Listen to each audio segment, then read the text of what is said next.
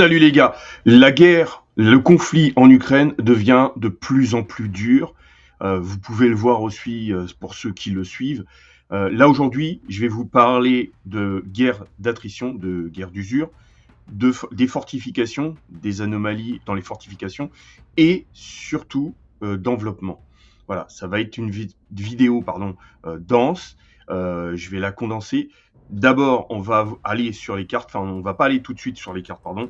Je vais vous faire un petit compte rendu sur la guerre d'usure pour que vous compreniez tout ça. Le but, c'est que vous compreniez toutes les autres vidéos, pas seulement la mienne, mais les notions qui sont lancées comme ça dans différentes vidéos. Comme ça, vous serez capable de comprendre vraiment la plupart des cartes. J'ai fait un petit papier, comme ça tout le monde peut suivre, il y a juste à écouter. Premier point, c'est la Russie est en mesure de gagner la guerre d'usure en Ukraine, ce qui place l'Ukraine face à des difficultés majeures en matière de pénurie de main-d'œuvre et d'équipement, d'où la guerre d'usure. Vous pouvez le voir si vous suivez sur Twitter, sur différents canaux, la police militaire, la police ukrainienne, choper des gens dans la rue pour les envoyer directement au front. Ils ont un problème en Ukraine, c'est leur capacité à recruter leur effectif. Il y a 1,5 million d'hommes valides qui sont en dehors de l'Ukraine, qui ne combattent pas.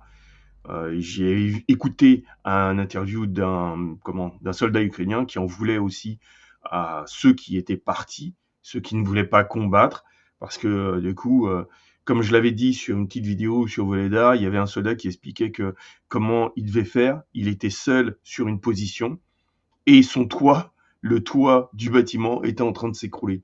Et c'était ça les conditions des soldats ukrainiens à Ougledar. Voilà. Et donc, en fait, ils ont un gros problème d'effectifs. C'est pour ça que sur certaines vidéos, vous pouvez voir des rafles de personnes dans la rue. Deuxième point. La stratégie russe comprend l'utilisation de tactiques d'attrition et gestion efficace de ressources en Ukraine, ce qui lui donne un avantage manifeste dans le conflit. En fait, comme les Russes en hommes sont supérieurs, ils sont supérieurs en hommes et en matériel, ils peuvent se permettre d'user les forces ukrainiennes. Parce qu'au fil du temps, c'est eux qui l'emportent, forcément. Ils ont plus de matériel, plus d'hommes. Ils n'ont pas besoin d'aller choper les gens dans la rue. Ils ont préféré leur donner beaucoup plus d'argent. Une fois qu'ils font la conscription, leur proposer un contrat d'1 an. En fait, c'est plutôt 2 pour combattre en Ukraine.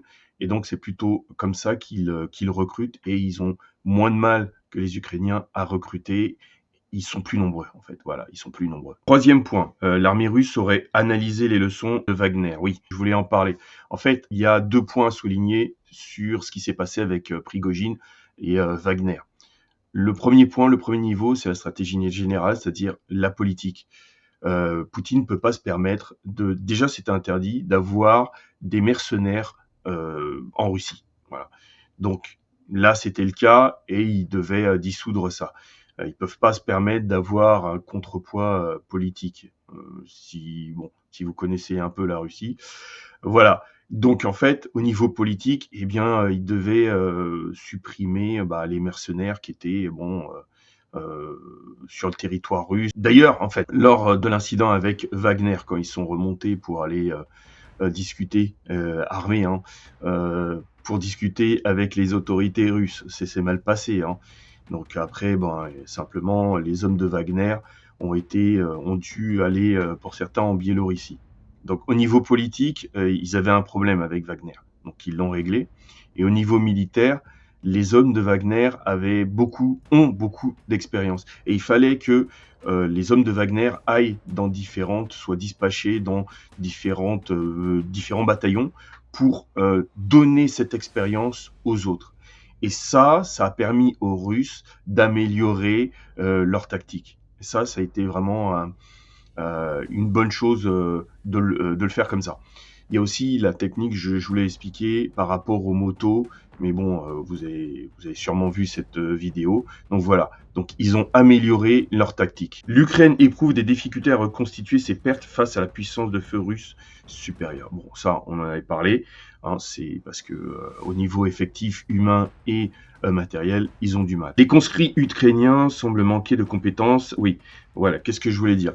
C'est que sur certains bataillons ukrainiens, en fait, il y a quelques, disons pour 10 soldats ukrainiens, il y en a 2 qui sont expérimentés. Les autres, c'est des gens, enfin des conscrits, des gens qui ont été forcés à aller combattre.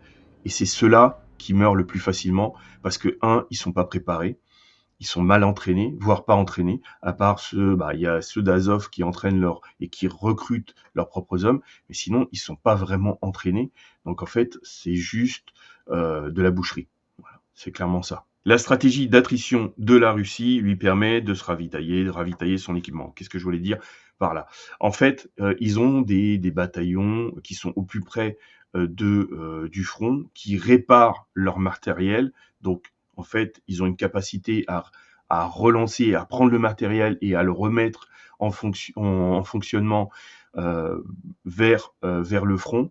Ça, c'est un sacré avantage plutôt que prendre le matériel. Des fois, au début, ils récupéraient pas le matériel, mais là, ils le récupèrent, ils l'envoyaient jusque, je sais pas, en Sibérie ou au Kamtchatka pour le réparer. Là, c'est pas le cas. C'est vraiment, ils réparent sur le front avec le matériel qu'ils ont et ils renvoient ces véhicules au combat. Et ça, c'est un sacré avantage. Par exemple, il y a aussi les rotations.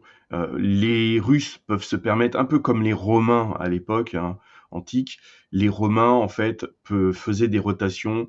Il y avait une ligne qui combattait et puis ensuite elle était remplacée par la deuxième comme ça. Et en fait, ils étaient capables, puisqu'ils avaient plusieurs lignes, de combattre pendant plus longtemps que les autres parce que les autres troupes, leur ligne retournait en arrière et c'est une autre, la deuxième qui reprenait et ainsi de suite, ce qui faisait qu'ils pouvaient se reposer. Et ça, c'est vraiment important.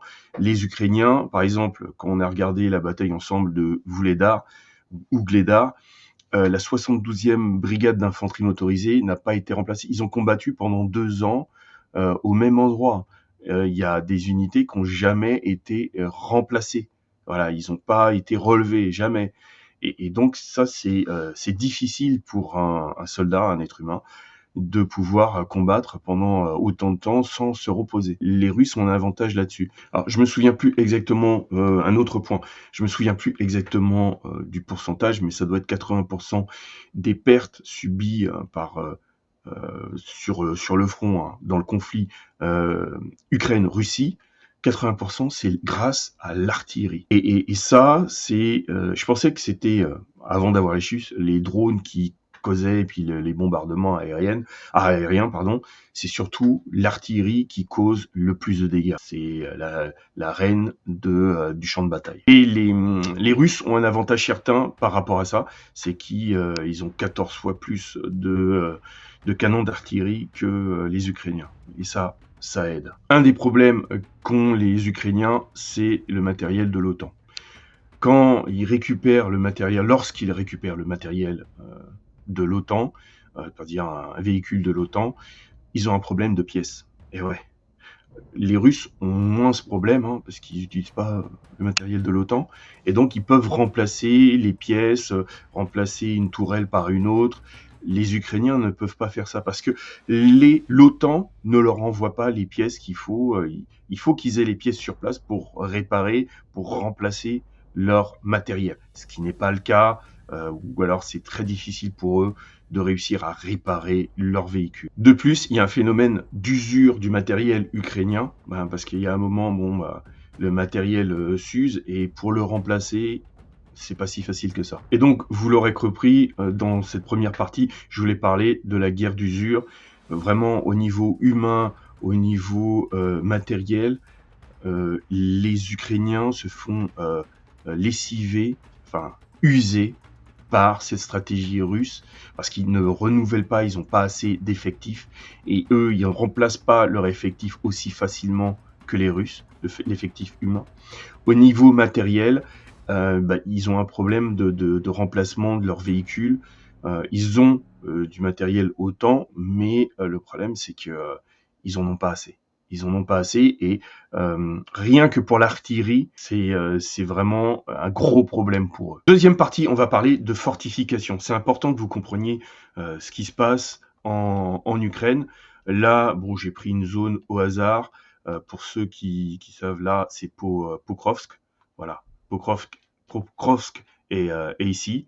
Là, on voit, voilà, je dézoome, vous voyez. Donc, on va regarder un peu ce qui se passe au niveau des fortifications. Vous expliquer, comme ça, lorsque vous voyez des cartes, vous aurez peut-être moins de mal à comprendre. On va prendre du rouge. Ici, c'est une ligne de fortification. OK? Voilà, elles sont dans ce sens-là. Voilà, dans le sud de l'Ukraine, elles sont vers le sud. Elles sont orientées vers le sud, hein, parce que les Russes étaient censés arriver de ce côté-là. Et c'est là que je vais vous parler de barrer le thé. C'est une notion en fait qui vient de la marine, mais vous allez comprendre. Je vais vous mettre un dessin et vous allez comprendre ce qui se passe. Alors je vous donne la définition. Manœuvre d'une formation navale ayant pour but de couper à angle droit la route d'une escadre ennemie marchant en ligne de fil. Cette position permettrait à chaque navire de la flotte qui barrait le thé d'utiliser toutes ces grosses pièces et toutes celles du même bord, prenant ainsi d'enfilade la formation ennemie et l'obligeant à changer de route. Vous allez comprendre ce que je veux dire par là par rapport aux formations ukrainiennes. Ça va vous faciliter la vie. Alors, normalement, vous voyez un dessin, vous voyez une escadre en bleu et une en rouge.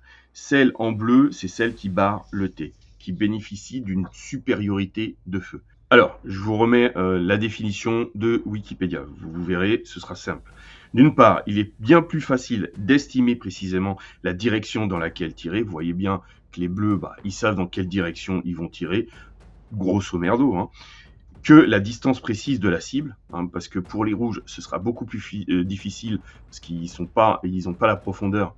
Il sera beaucoup plus difficile de viser précisément.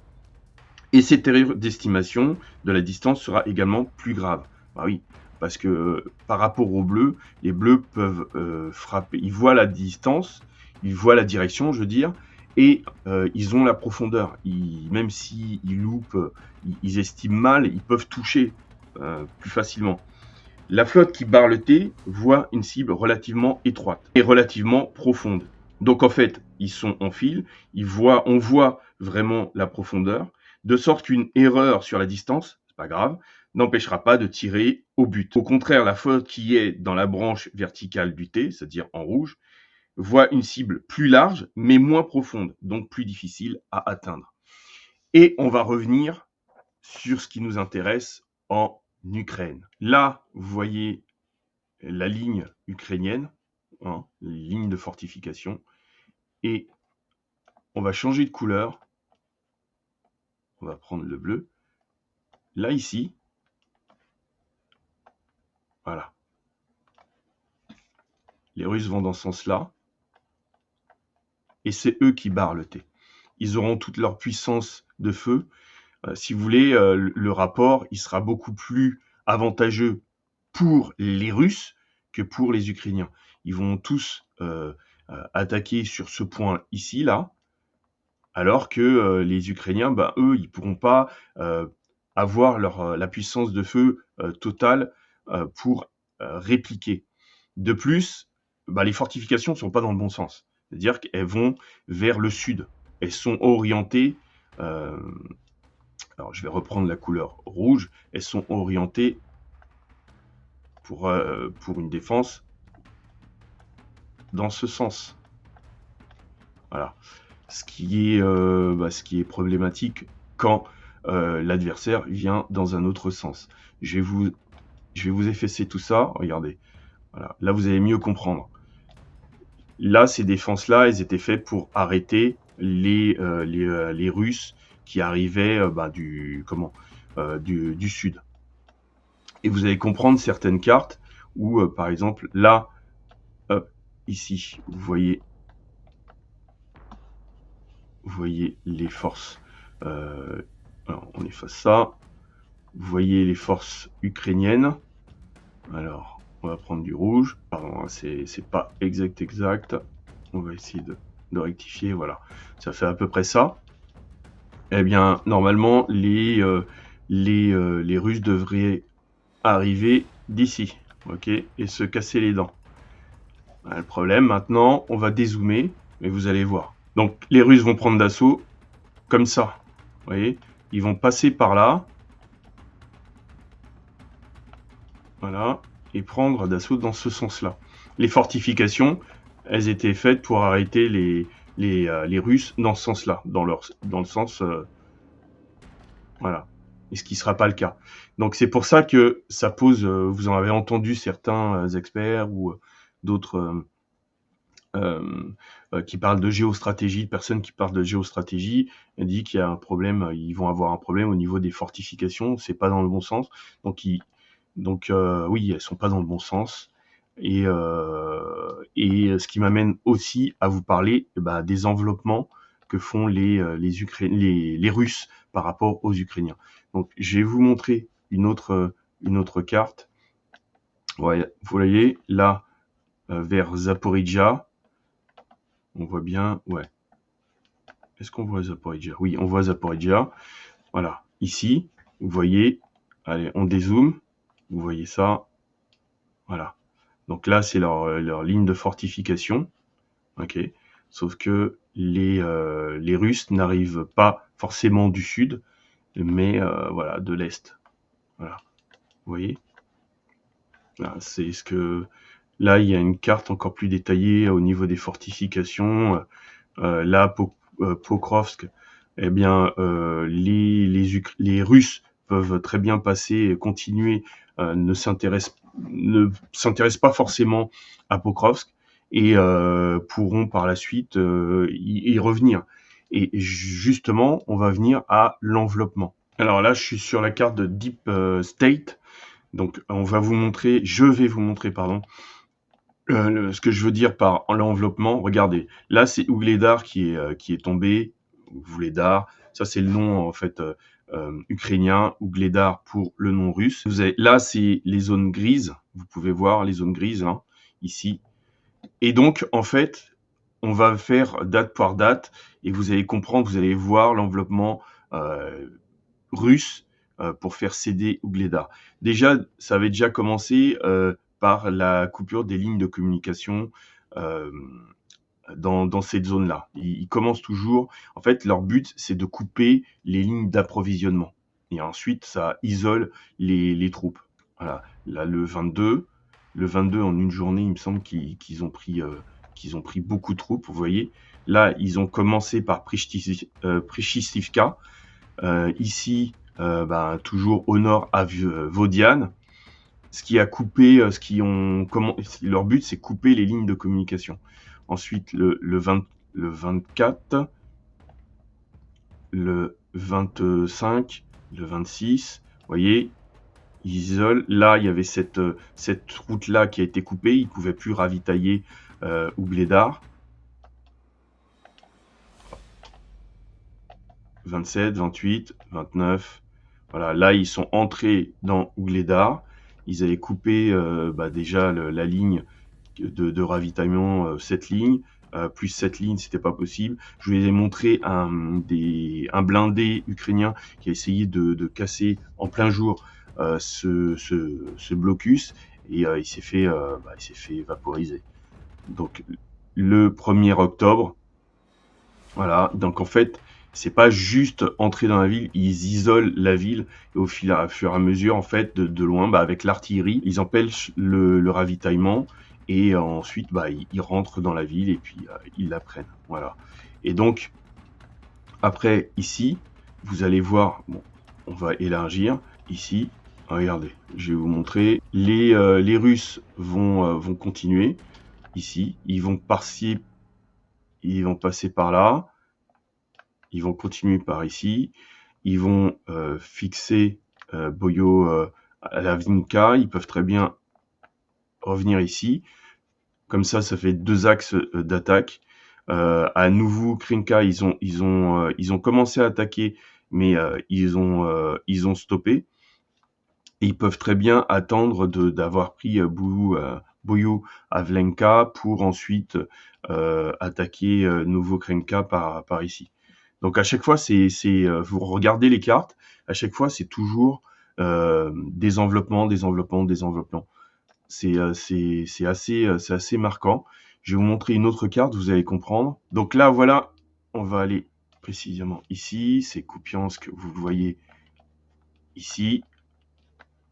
Et donc, ce que font régulièrement les Russes, c'est que là, en fait, ils vont continuer à attaquer par ici, par là, faire une jonction et faire céder les troupes ukrainiennes qui se trouvent, ça veut pas écrire, qui se trouvent ici, ici et là. Voilà. Et c'est comme ça et une fois qu'ils ont fait ça, bah là c'est pareil, ils avancent ici, ce qui fait que les troupes ici ont cédé, ici aussi, et c'est comme ça qu'ils s'emparent du territoire que tiennent les forces ukrainiennes.